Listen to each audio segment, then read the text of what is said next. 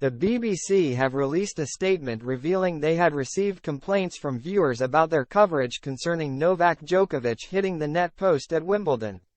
The BBC have responded to concerns over their coverage of the Wimbledon final between Novak Djokovic and Carlos Alcaraz after confirming they received complaints of favoritism towards the seven-time champion. Djokovic was beaten in 5 sets during a thrilling final on centre court. But the BBC's coverage of an incident where Djokovic smashed his racket against the net post left viewers unhappy. Djokovic had already been angered by a call from umpire Fergus Murphy for exceeding his time allowance when serving, when the 36-year-old smashed the net post and destroyed his racket during the 5th set.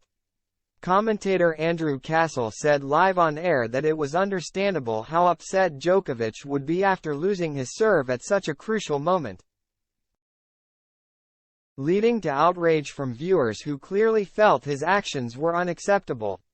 The BBC have now responded to those complaints with a detailed explanation of their view on the incident and whether those complaints were justified.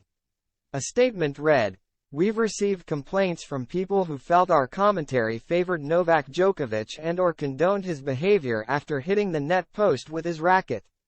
In the explanation, the BBC insisted there was no intention to condone Djokovic's behavior, adding that Castle, 59, had stated his opposition to Djokovic's behavior.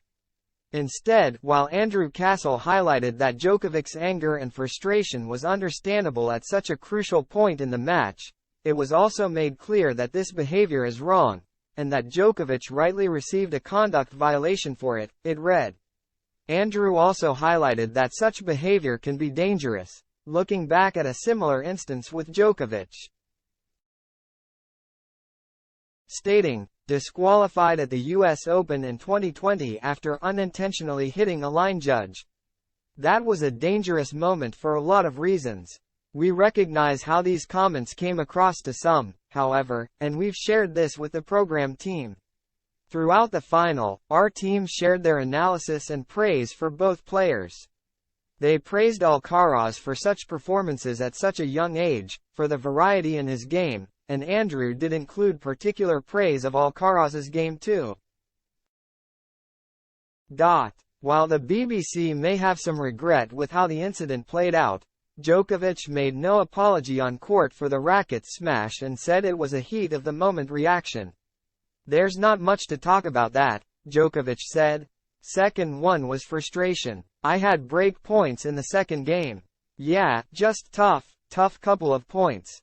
He played amazing to break my serve, which was enough to win the 5th. The first one was the time violation, so yeah.